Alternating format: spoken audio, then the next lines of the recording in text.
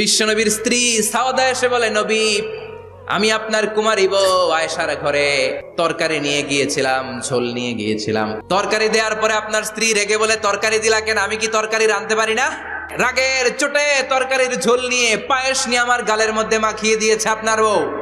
আপনি তো শ্রেষ্ঠ বিচারক, ও নবী বিচার করে দেন। মা আয়েশাকে ডেকে পাঠালেন।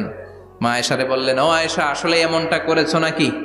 মা এসে বলে, নবী, তখন আমার মেজাজটা বড্ড গরম ছিল, আসলে কাজটা ঠিক হয় নাই, আমারে ক্ষমা করেন। বিশ্বনবী বললেন, আমার আদালতের রায় হচ্ছে কিসাস।